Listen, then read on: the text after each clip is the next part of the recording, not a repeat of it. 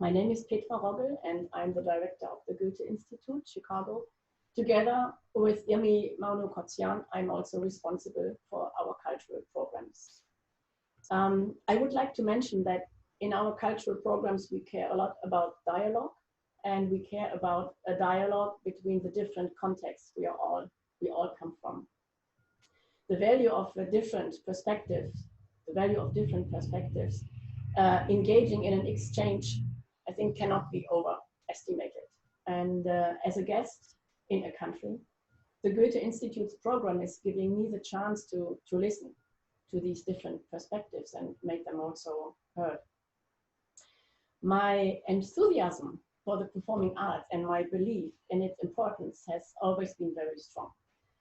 And although, or maybe I should say, because of not being able to visit any theater since mid-March, so when I see a piece of art like the one we will be talking about by Claudia Bosse, I remember very well why I have these strong feelings and beliefs in this art form.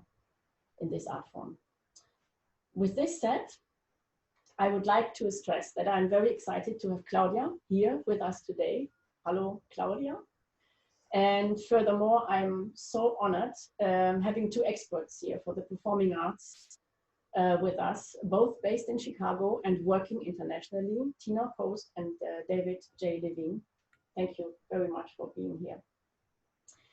And let me start by first introducing Tina. Tina holds a BA in English Literature from Wells College. She received her MFA in Creative Writing and Literary Arts at the University of Alaska, Anchorage.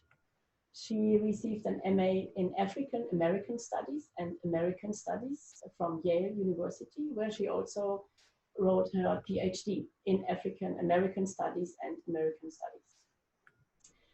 Tina Post is an assistant professor of English language and literature and theater and performance studies at the University of Chicago. She teaches courses in drama, performance theory, and creative writing. Her scholarly work examines racial performativity in theater, dance, and visual arts. Tina has written, among many others, about the work of Ligia Lewis. And I mention this because the Goethe-Institut here has supported Ligia's work twice in Chicago during the last years.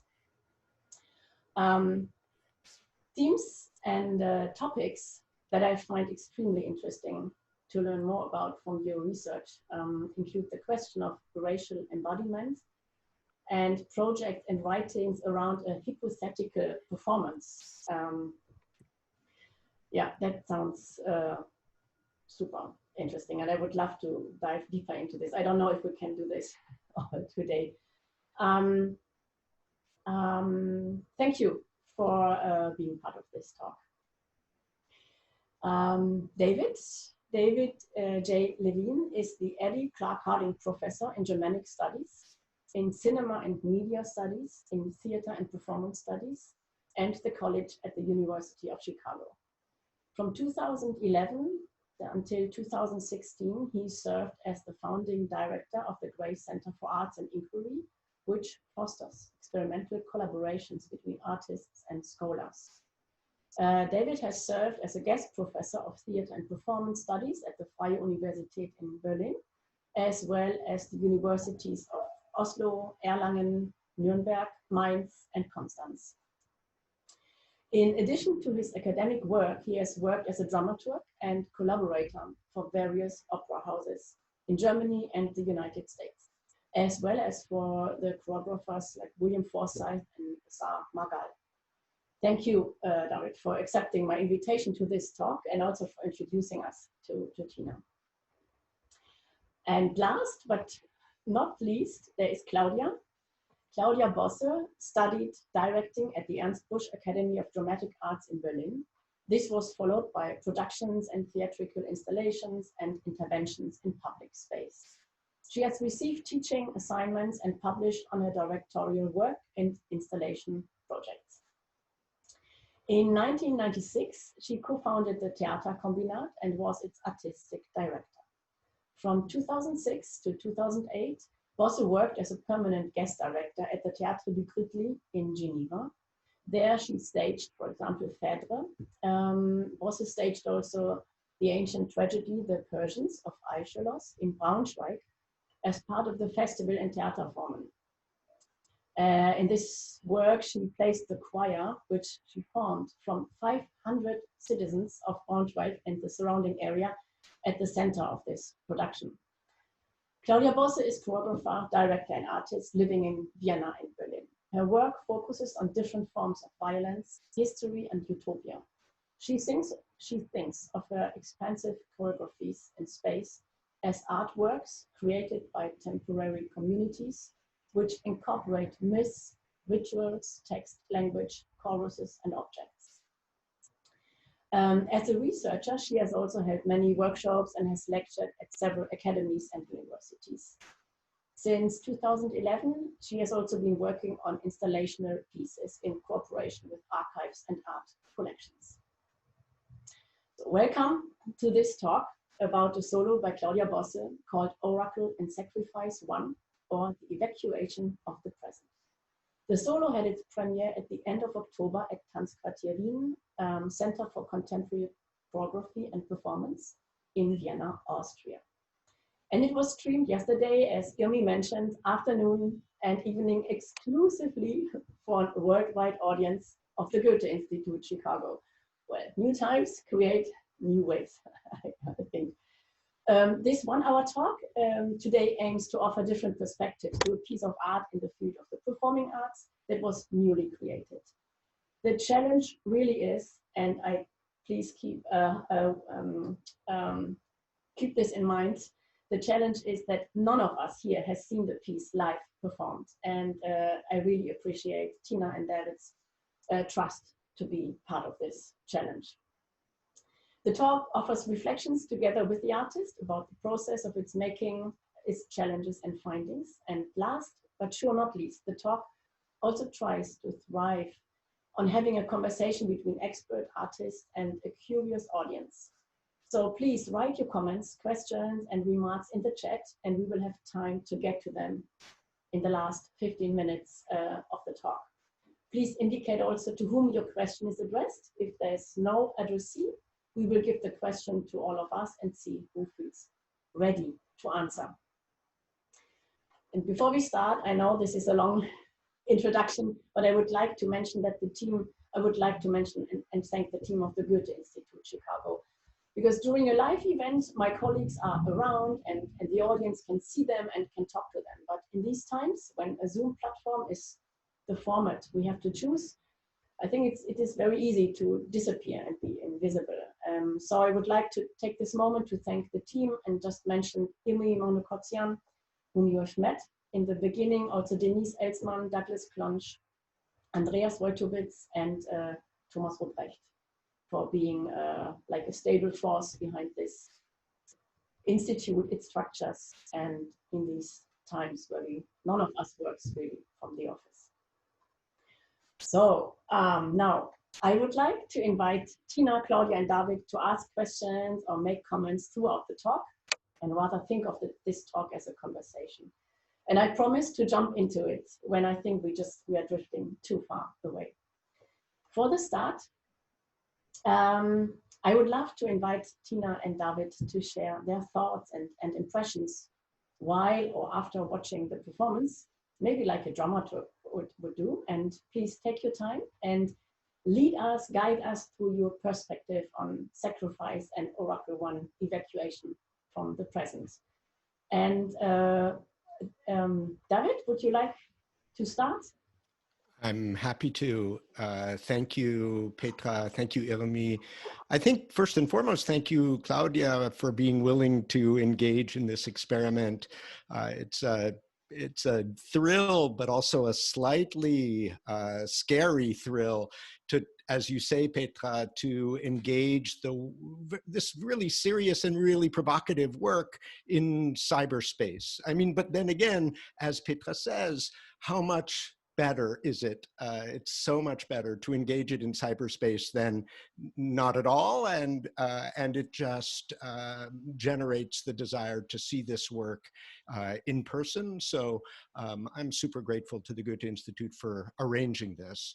I thought I took Petra's invitation in the following sense. Maybe make a couple of comments, my own thoughts about this piece, with all the attendant caveats, you know, from such a distance and et cetera. I'll spare you those. And then hopefully we can engage in a conversation about this piece, which I found really fascinating and engaging in particular ways. So let me propose a couple of terms that seem to organize my sense of the piece, and they are themselves, I think, contradictory terms, which I think seems apt for an experience of this piece, which I think moves in different directions and maintains a kind of delicate balance of this kind of performative contradiction. So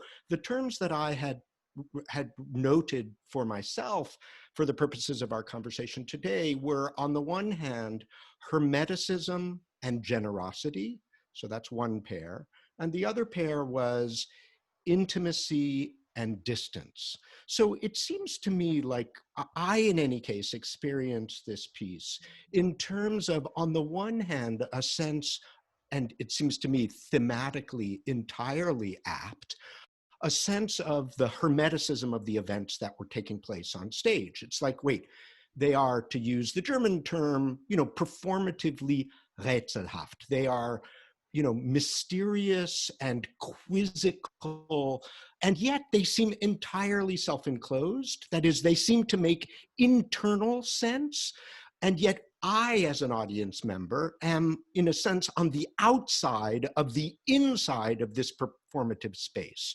And so hermeticism, meaning, you know, a sense of Abgeschlossenheit or of self-containment, but at the same time, and then if we could switch to the other term that I proposed, namely generosity, it seems like in its self-enclosure, the piece seems really generous in inviting me not into the space. And this is the sort of interesting, I found sort of exciting experience of watching it.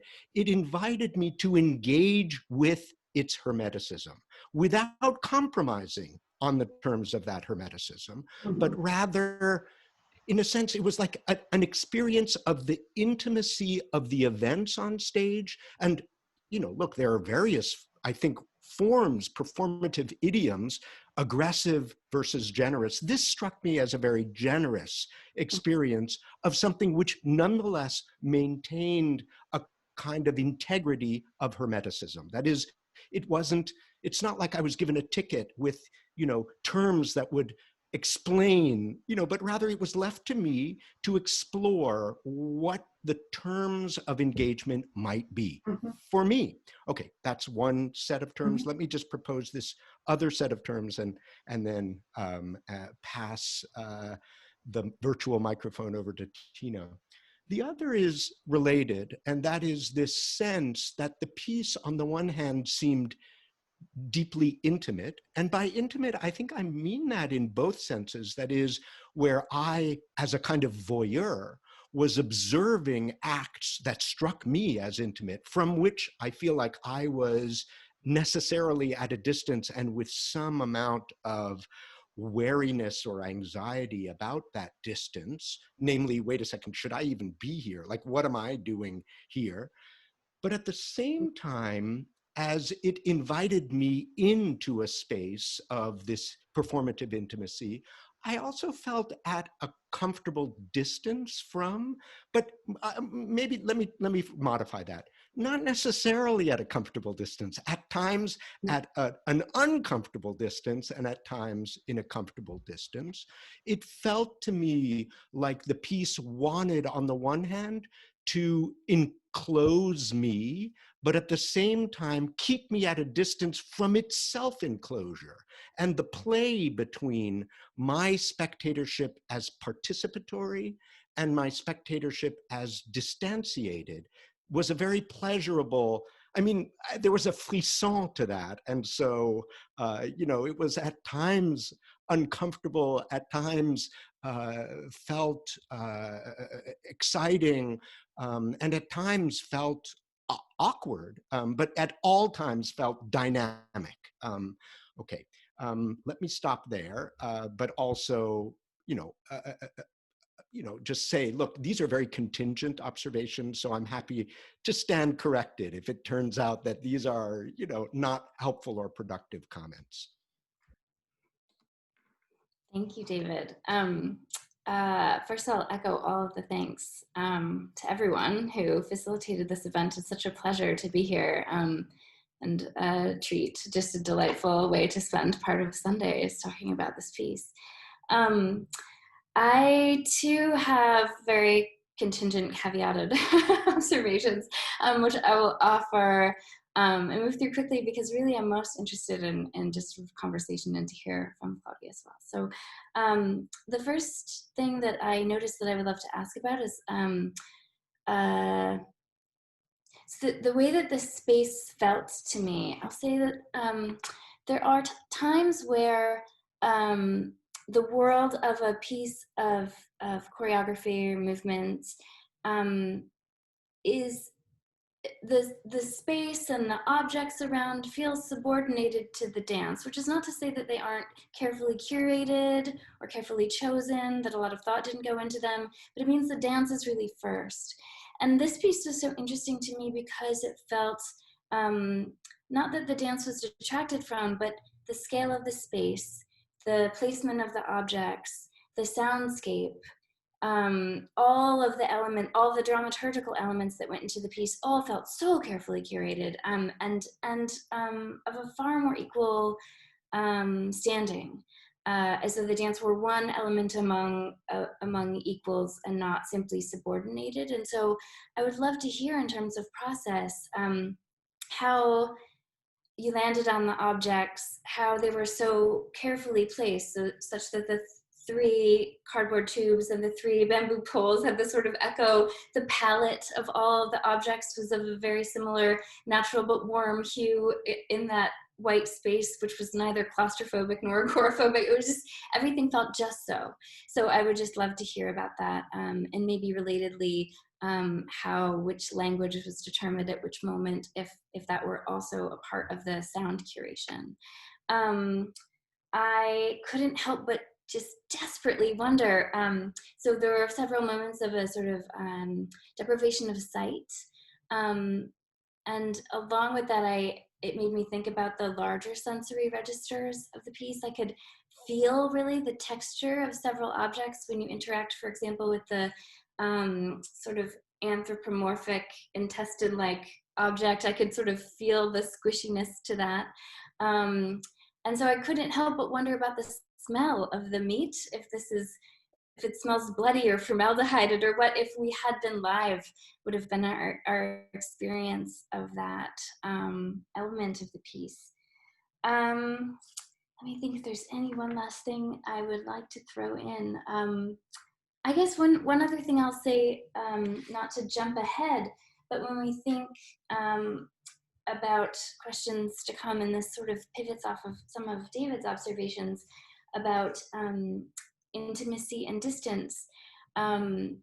It seems right to me that you, Claudia, have worked with the Greek tragedies, and David and I are also thinking about the role of the chorus in an unrelated project, but the ways in which the Greek chorus is always simultaneously individual and collective, and is the sort of embodies the fault line between this sort of political and metaphysical.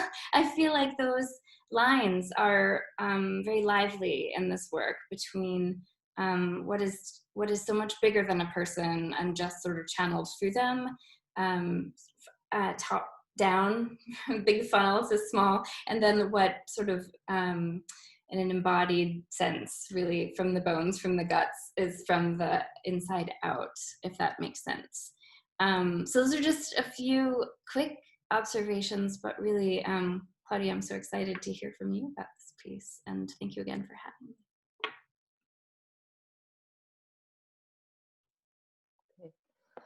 So I also thank you for the invitation. In this pandemic lockdown situation, it's possible still to think and exchange about performative work, because sometimes it feels like a total castration, and always thinking about how we can stay productive or sensitive in our surrounding. And so I'm really thankful that, Petra, that you shifted to the showing this performance online, and that now you offer this conversation, this dialogue on the piece, which is also for me really exciting, how it's perceived and not just on a digital way, which is in a way completely absurd, but also exciting on the distance it's making via the camera view and all these elements. I tried to come to Tina's questions. I'm not sure if I got all of them, but perhaps I start with the first one. It was the question about the space and the objects and the relation to the objects, I would say. When I started with a piece, my very initial point was attracted by thinking time in a different way. So in a way, thinking that the linearity of our more rationalist understanding creates a certain connection to the present and to the past. I think in many works, I'm interested that the performance itself can become, I would say, a composition, because it's not a narrative, but a composition of different times. And one crucial starting point of this work was an object, and it was the object of the bronze liver of Piacenza, of the Etruscan religion, where by coincidence in the outskirts of the last work, like often new works start on the outskirts of a previous work, I found this, and it made me think about the relation between an organ structure to an idea of a cosmology of the Etruscan religion, and the process and the understanding, what does it mean to whisper a question to an animal's ear, and to wanting to know something about the future, and thinking that in the lecture or in the reading of a liver, I can find an answer. So what is the grammatic or the spatial structure on a liver, that it has an equivalent from this really internal of a body to a surrounding. So there's the space factor of the micro-macro, but there's also this temporal factor, which was for me really interesting.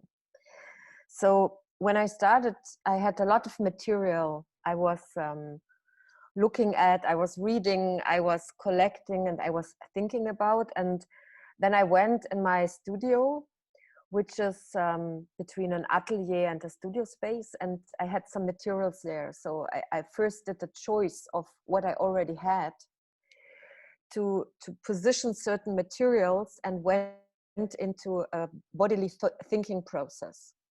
So I tried to create, I would say, a kind of universe of materials. And then in this physical thinking, I tried to understand the material, and I try to understand my question, what I have with my body, and in the interaction, but also in the coexistence of the material itself. And I think via this experimentations and being informed of an understanding of a different temporality, also in a certain East Asian context, and being informed about also this understanding that the object materiality has a own witnessing, a own a kind of self-existence, where it talks back to me. Certain interventions or certain interactions or choreographic fragments came up. So they some material I brought just from Jakarta, for example, this yellow hair, which is for me my Iphigenia part. I brought from Jakarta, and this material was there, and in this having the focus on the material it became a different meaning, or it suddenly it became an urgency to work with it. And I treated the material in different ways, but after a while in the process, and it's perhaps important to know that at the beginning, I knew that I will perform at Halle G, but it was foreseen to create a landscape where you can move around. And the original thought was that this landscape is like an installation of matter and material which transforms during the performance, but stays autonomous as material, but still is a witness of other changes. So they are all my partners. But then, and I also was quite interested having this thoughts about mythological, historical, and also contemporary practices and thoughts about oracle and sacrifice, what it has to do with the arts as a process of reading, where it's not a definite knowledge, but always about this relation between the modulation of something or articulation of something, and how the reader, what is the grammar of the reader who creates an interpretation which is never definite, but always has a kind of openness by itself. So yeah, I really was interested to create also a process that my own thinking stays in the present moment with the material, and that the continuation of this composition I'm able to decide in the very moment. So I defined and worked on materials which had certain clusters or certain fragments, but then I tried that every moment I tried to recombine and also to rediscover in the transitions between the materials. Then pandemia felt so, and I had a big pleasure of knowing and modulating and transforming, and also having this kind of what is the question, but what is also the answering of the body and the mind with the material. So this kind of the very present of a kind of creation, reading and recreation process gets perhaps also a bit in this direction of hermetic, perhaps. And then with the pandemic situation and the regulations of the stage, it was clear it's not possible to do it, a kind of walkable installation where the performance appears. So then I sat together with Julia Sastava, who's my artistic collaborator, and then it was clear, I decided, no, it makes no sense also to be aware that some people see only my ass if you do a separated audience. I said, okay, then I didn't do it for 25 years, but then I said, okay, I do a frontal performance and takes the challenge of the very situation. But this then changed a lot of the temporality and also of the perspective temporality of the space. So including this, suddenly the status of the spectator and to choreograph the distance and nearness towards the spectators as a group, and also the status of the objects and the transition between the different fragments created a different status. Suddenly I had to learn, I had to define places and I had to define order. So suddenly I had to create a kind of eine folgenreiche Folge. I don't know how to translate it. And this changed a lot. And then it was a lot about the relation and the coexistence of the elements in space.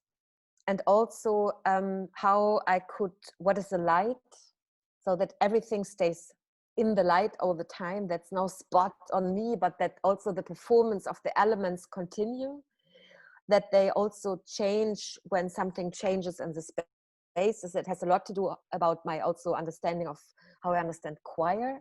So that an act of one person infects all other bodies.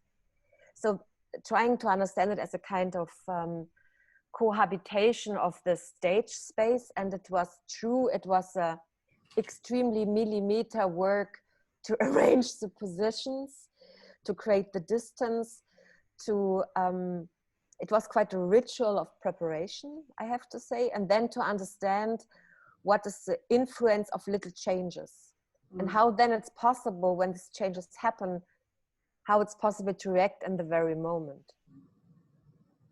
Sorry, it was just the first question. Fuck. Sorry. Thank you, Claudia. And now we have the end of the talk. No, that was a joke. No. No, but may I add that exactly what you just described about that the light was always, you know, everything was present at the same time.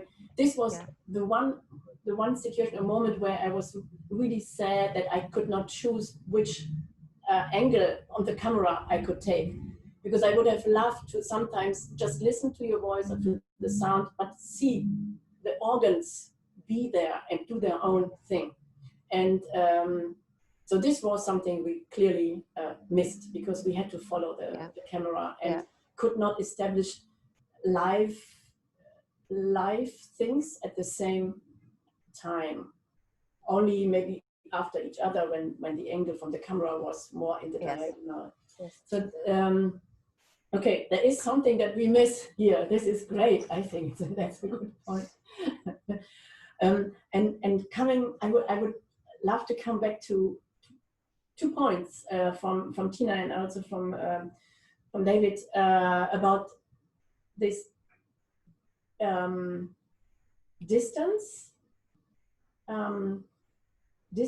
intimacy, but also participant. So so I as an audience, when I was the audience, I was always also a participant in your work. So I had to take decisions all the time being in your work. I had to decide, where do I stand, or do I sit, or do I walk around? Do I want to be pushed aside, or do I, you know, step aside before someone walks towards me? So I was in a constant relationship also with the piece and myself. So this time now with the distance and with watching a piece via a screen, I was thinking, so where do I find this autonomy now? Where do I find it? I can turn off and on the screen, but there has to be more. And I think I found it in the organs. So let me, I don't know if you can, this is understandable, but I found it really in the organs. So these organs were always also inside of me. So I could decide how deep I would get involved in seeing and sensing and visualizing my own inside, or if I leave it on stage, knowing those are from animals or this is part of a show. But at the same time, always they were inside me. That's the way I live.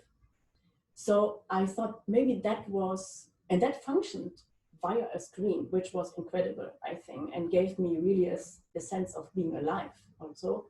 But still I was autonomous enough of deciding how far this should go with me and those organs.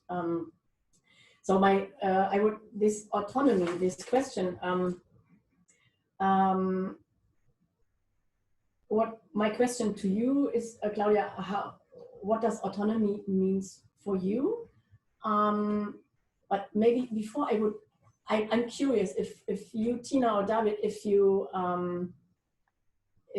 what does it mean to be autonomous as a spectator when you see a piece? Do you have these experiences that I described, or is it a very different approach of being a spectator and watching a show? Could you, yeah? Tina or David, who would like to? All right, this was a sort of game of Zoom chicken. It's like, who will unmute first? Tina, I'm happy to yield here if you're leaning in. You go ahead, and I'll just say a quick word.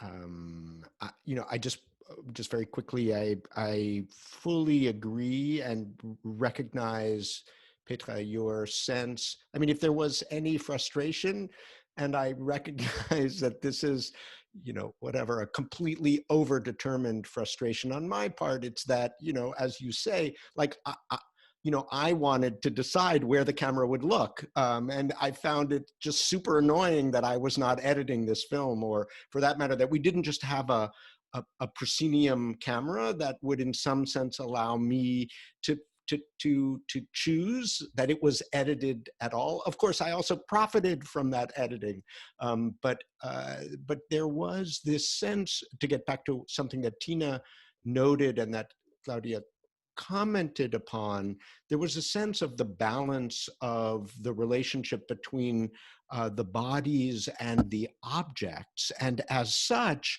I found it really pleasurable as a thought, and then at times as an experience, to have the autonomy as a spectator to choose where I was absorbed and how I was absorbed, while at the same time, I think, as Tina described very beautifully, there was a sense of a kind of equivocality, like a kind of equivalence on the level of expression of objects, voices, bodies, inanimate, animate objects, but voices, soundtrack, so that there really was a sense that, not only was there not a spot, but that it wasn't as if something was coming into the foreground and therefore other things were receding into the background. So the editing had the effect of that foregrounding, which otherwise I was imagining myself in the space being in some sense,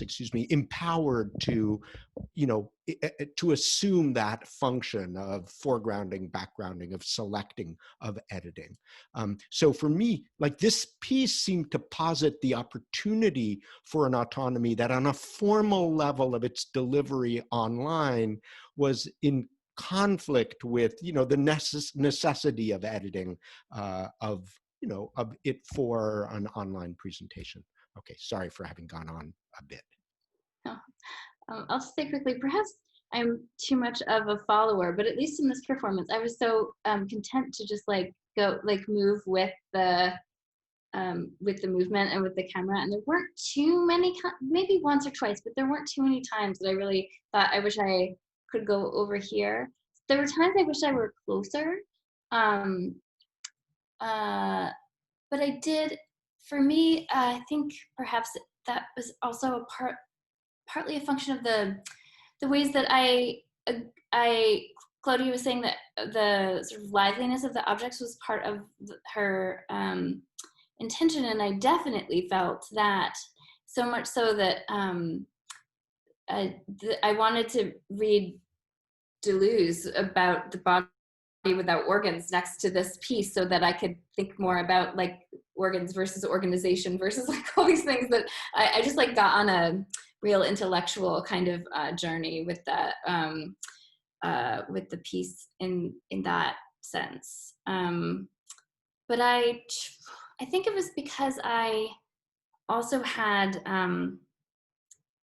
a sense that as much as everything on the stage was in some way an actor or an agent, I still had a tremendous amount of trust for the body that was moving us through, such that I never felt compelled to go somewhere else. But that, again, I think that's probably a really, everybody has their own sort of experience of that, perhaps. Mm-hmm. Makes so much sense. Nice. Wow. Claudia, would you like Yes. directly to yeah, perhaps for the autonomy, I think there, for me, I think generally for me, the autonomy of the spectator according the aesthetic experience and also the empowerment of their own thought. It's for me extremely important. And I'm extremely always bored if someone asks me what I want to tell him. So like there could be an easy translation about a meaning which should be delivered just in this form, because I really think in the elements which I evoke or which I use, or I'm highly interested sometimes to let appear something which could be understood as something, and I have a lot of pleasure then to transform it or to change the texture or to change the context, so that there's always, I would say, perhaps a open, or how to say, a open dialogue with the senses, cultural knowledge and references, and the perception or the experience of the very moment. And I think to making this in a kind of movement, in an activation, this has a lot to do for me with the experience, which always I bound it back to matter. So that in a way, and also the materiality in which something appears. So just one example of autonomy, which I find quite interesting, that the other performer who said she's Claudia Bosse, she is Claudia Bosse, and she just talked about herself as a public prosecutor, but in the way how she does it, because I decided not to invite her as a document of herself. I tried to invite her like in my world, that it's a kind of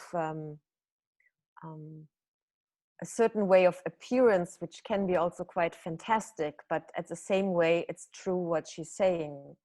So there's something really concrete and at the same time probable or non-probable at the same time, because it creates its own way of existence. And what is for me very interesting all the time, is it about a movement where I tried to get to a certain central point, which I believe on, that it's an empathic movement, which then transfers to the spectator, or with other elements, that this switches, or this, I would say, this continuity or discontinuity at the same time, which senses are addressed perhaps, or how you choose between the different addresses, has for me a lot to do about an autonomous way of, I would say, aesthetic and physical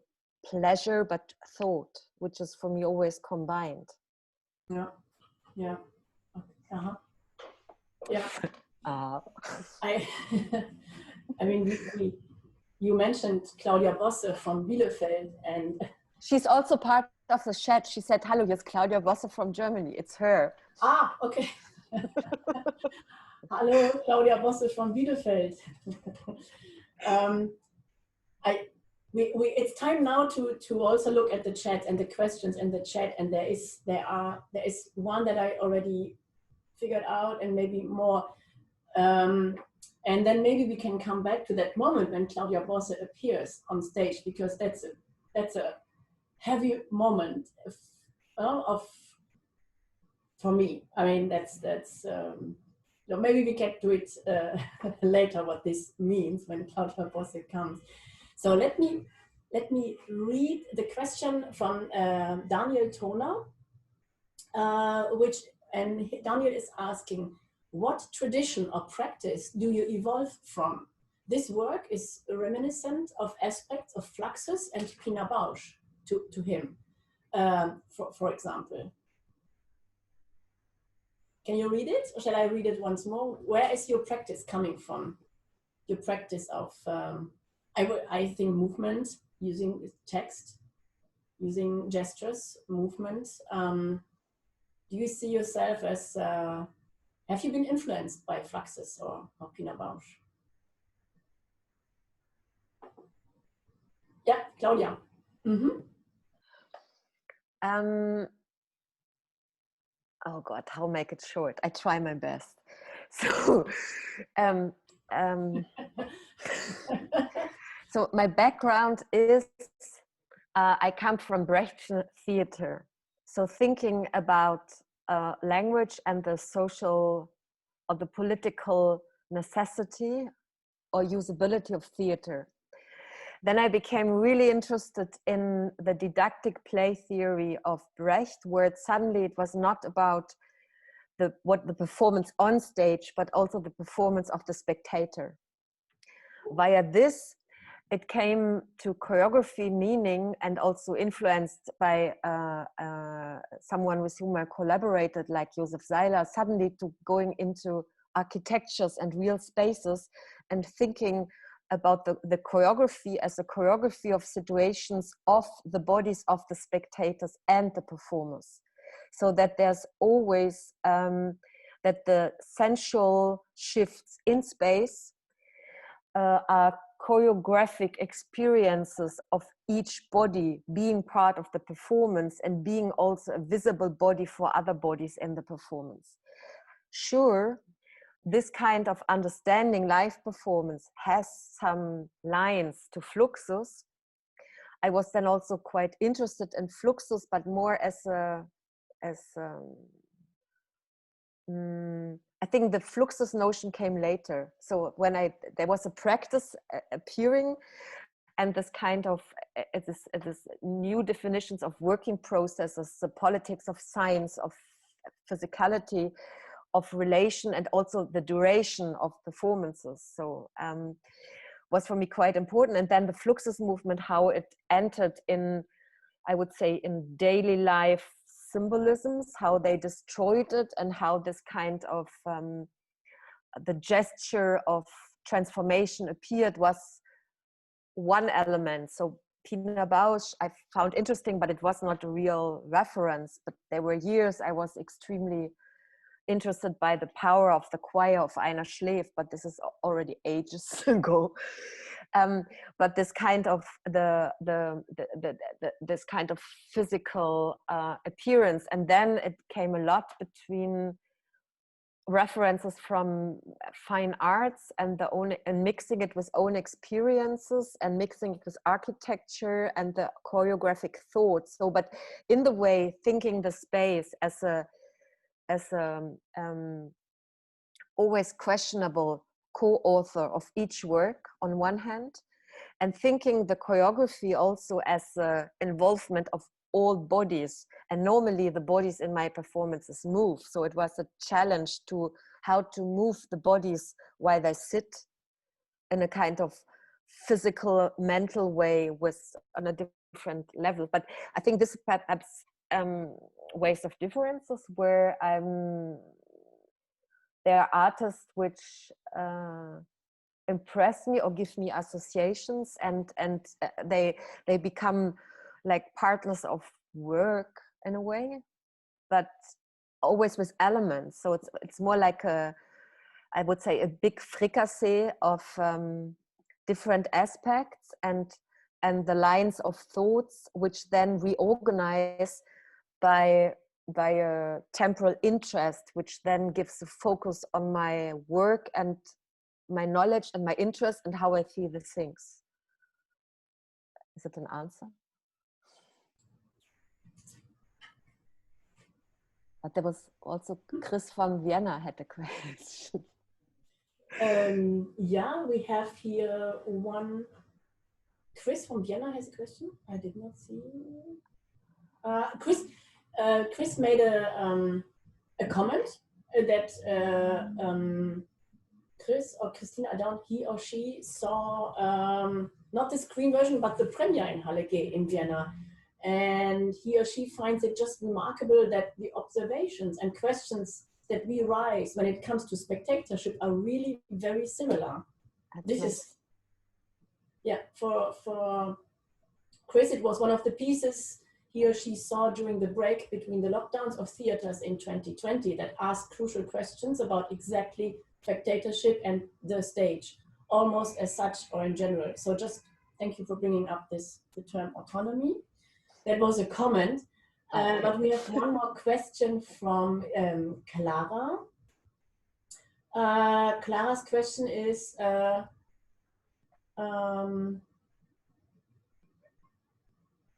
is it? I will ask. Oh, there she comes. We have we opened the gallery. Clara, if you're interested in asking the question yourself, because it's such a long one, please go ahead. Yeah, sure. Hi, everyone. Thank you.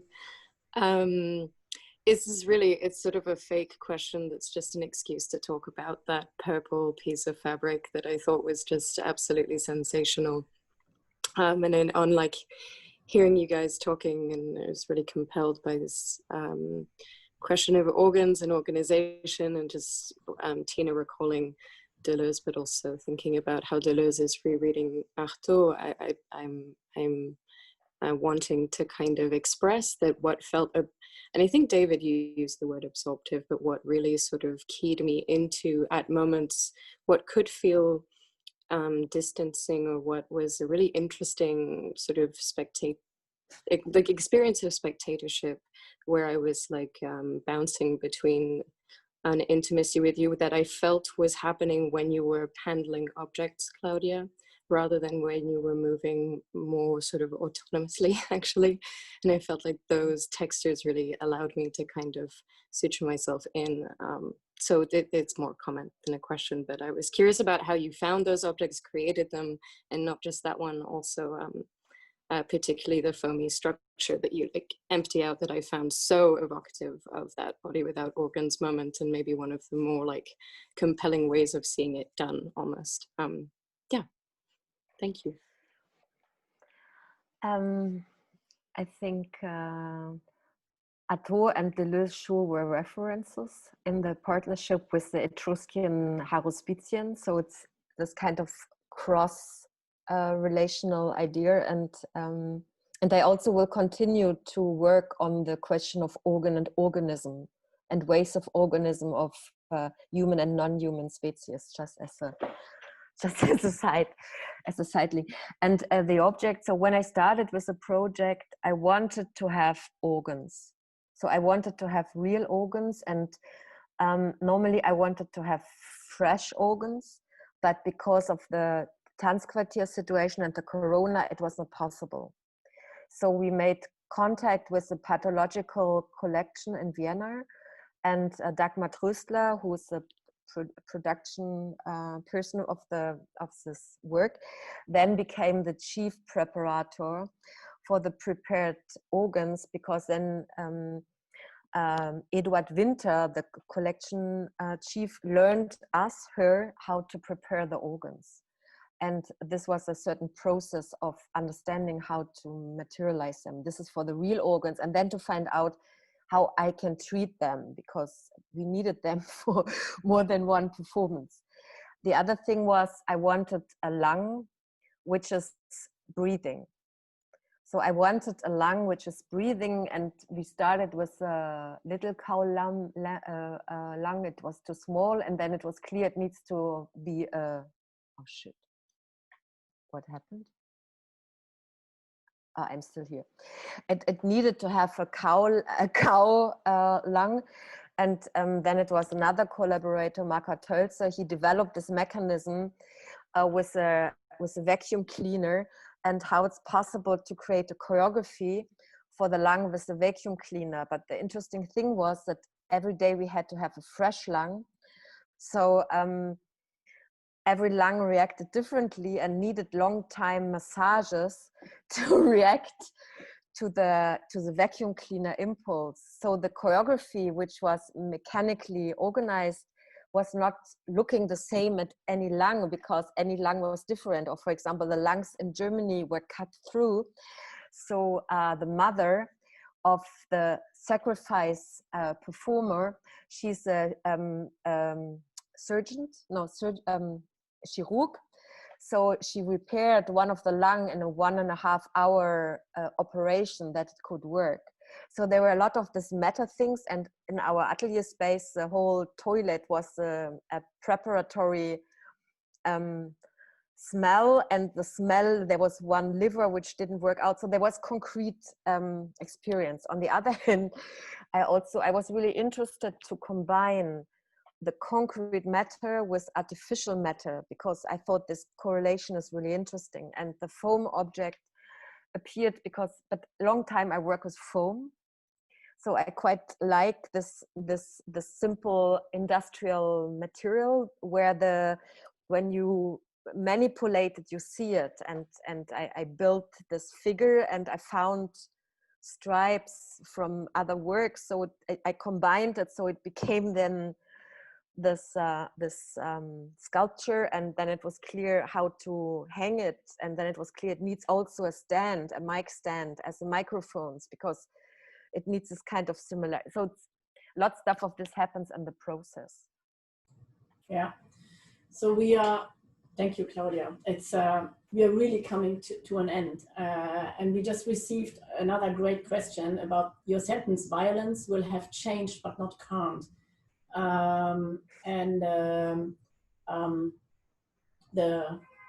Here the person, the audience is asking to give some comments. I would ask everyone now.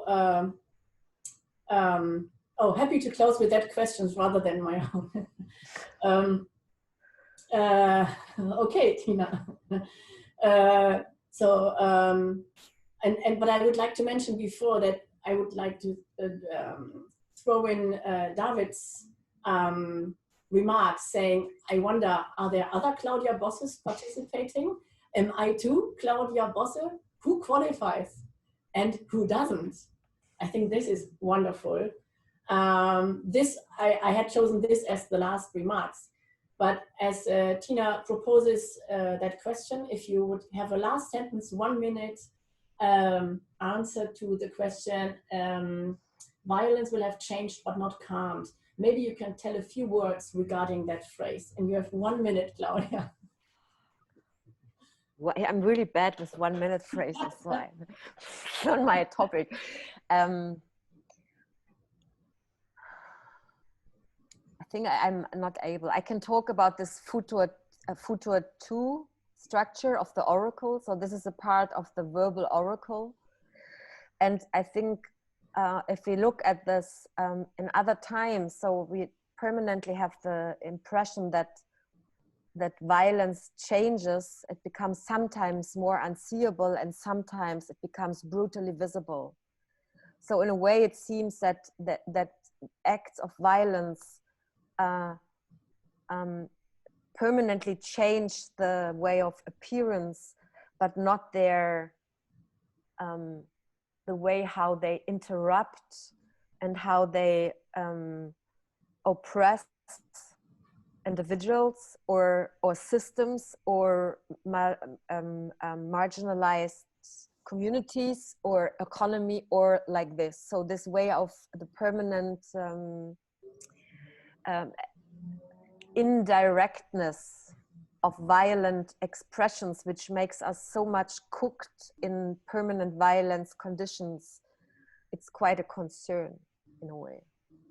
A part of brutal, racist murderers, femicides, and other ways of where people become victims of systems and often not being individualized. So, but it seems perverse, but there, this latent violence shows its figure or its corpus, and I think much more often we're in more soft violent structures which perhaps have much worse consequences.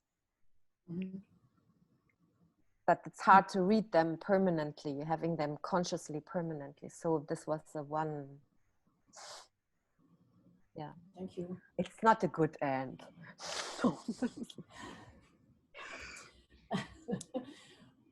Someone, Tina, David, would you like to? Well, look, I think saw both of you saying, yeah, I think it's, yeah, David. Just a quick note that from my days, dating, which is now whatever 25 years ago, I remember like one of my roommates telling me that the sign of a good date is if you leave and want more. Like if the conversation is like, look, it's wonderful. It feels like a Lacanian short session, right, where it's like, oh, we're just getting to it, and now the time is over. But I just wanted to thank again. At the risk of repeating myself in a moment when there's not much time for repetition, but thank you so much for the opportunity to think about this work together. It was super generous work and then a wonderfully generous conversation. So thank you for the opportunity. It's really a pleasure on a bleak Sunday afternoon to have the opportunity. So thank you. Yes, Thank you both. Oh, no, go ahead. No, please go. I was going to also say thank you. And I think to the idea of violence that is still present, but also changed, I think it seemed to me like a yes and that while I felt all the sort of systemic violences that were referenced, I did also think about whatever violence occurred to procure the organs that then became elevated into something far more than that originary violence, and was grateful for that in the piece, and was grateful for the piece overall and for this conversation. So thank you so much. Thank you for your thoughts and the really other ways to keep on working like this in this pandemic lockdown where I get mad in Vienna now. No, really interesting. I hope I have the chance to continue with the work and also to let it through what you said. It was quite inspiring. Thanks a lot. Thank you, David, Tina, Claudia, and I hope you can have a nice coffee now. It's time for coffee. Thank you so much for taking the time.